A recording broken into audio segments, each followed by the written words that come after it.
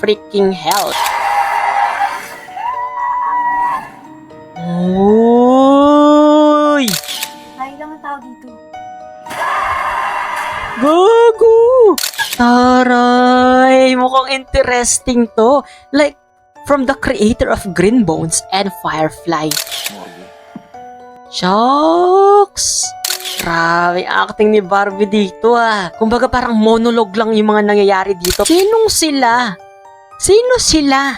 Sino yung mga ito yung mga question din eh. Since teaser eh. Happy 3,000 subscribers sa atin guys at sa lahat ng mga viewers and subscribers ko dyan. Maraming salamat sa inyong mga panonood at sa patuloy niyong pagsuporta sa akin. Sa paggawa ng mga reaction videos ko, ayun nasa 3,000 subscribers na tayo. Syempre mas pag-iigihan ko pa yung paggawa ng mga commentary at mga reaction video at makikinig ako sa mga feedback nyo of course. And I know na hindi madali yung magsalita sa harapan ng camera pero dahil sa mga comments ninyo ay mas na-motivate ako na gumawa pa ng mga content. So, buena mano sa ating 3,000 subscribers dahil napanood na natin nga ang teaser ng Penthouse 77 or P77. Ngayon naman ay naglabas na rin ang GMA Pictures ng official trailer ng pelikulang ito, starring Barbie Forteza from Beauty Empire with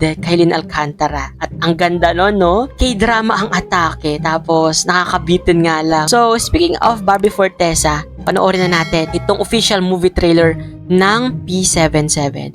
At masasagot na kaya dito yung mga katanungan natin dun sa teaser? Let's go! Ito na.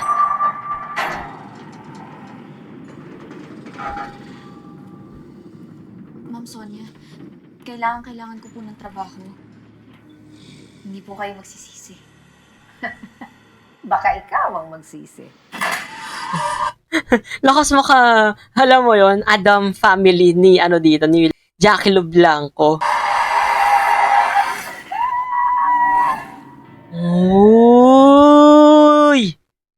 Astig! Grabe yung emotion ni Barbie dun sa umpisa pa lang ha. May batang tumatakbo, tas bigla siyang naging nakakatakot. Ito anak, maganda na lilinisin mo. Ito lang mag-aahon sa atin sa kahirapan. Sige, mapalitan na lang kita. Trabaho mo na lang yung gagawin ko. Ano ang ginagawa ng tambalang Luna, Jonas? Promise. Titira tayo sa isa sa mga matataas na building niyan. Alam nyo guys, based doon sa teaser na ipalabas na napanood natin, 'di ba? Parang naikukonekta na natin ngayon yung ilang mga segundo dito sa may official trailer ng P77. 'Di ba? Kumbaga housekeeper yung nanay dito ni Barbie Forteza. Tapos bigla na lang siyang mawawala bigla. 'Di ba? Yung role siguro dito ni Barbie is that hahanapin niya yung nanay niya tapos doon re-reveal yung mga katakot-takot at kahindik-hindik na mga kaganapan ito sa may P77. Masaya ako pag masaya ka.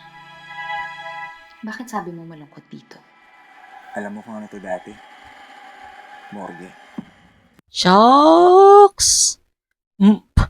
Parang lang no, yung mga paniniwala natin ng mga school daw ay dating sementeryo, tapos ito namang P77, itong mga naglalakiang gusaling story sa penthouse na to, dati daw siyang morgue.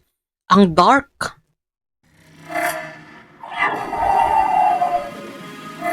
Punta na ako dyan. Delikado dyan, Ning. Itong buong bahay na to. Parang may isip siya. Parang kilala niya ako. Sisip-sipin nila ang utak mo. Ate, may tao dito. Asan? Ay, lang ang tao dito. Gago! Alam ng bahay na to kung ano ang tungkol sa atin. Taray! Mukhang interesting to. Like, from the creator of Green Bones and Firefly. Naunahan niya lang tayo magising. Niloloko niyo lang ako. Clarita. Huwag kayo lalakad! Anong gusto niyo? Hapatayin ako? Kinakain nila ang pagsisisi mo, ang kasalanan mo, ang kalungkutan mo. Sinong sila? Sino sila? Sino yung mga ito yung mga question din eh. Since teaser eh. Sino yung binabanggit dito ni Barbie? Ay, o nung binabanggit dito nung kwento. Grabe, acting ni Barbie dito ah. Kumbaga parang monologue lang yung mga nangyayari dito pero self versus self yata yung atake nito. makakalabas. The freaking hell. P77.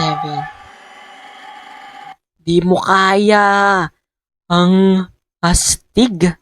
Creepy. What the hell? Alam nyo, ang dami talagang magagandang pelikula din ng GMA. Like yung cheating game ni Chuli, no? Ang ganda ng kwento nun, pero parang hindi naramdaman since mahina nga sa marketing, to be honest, ang GMA Pictures, kaya may mga nasasayang silang mga kwento. What if inilagay nila ito sa MMFF? For sure magiging hit din to at magiging maingay. Sana naman, 'di ba, mas ganahan at pagandahin pa ng GMA Pictures yung mga marketing strategy nila since deserve naman talagang may pakita worldwide itong pelikulang to ni Barbie, no? Kasi alam mo yung atake ng The Road ng GMA Films dati, ganun yung feelings nito.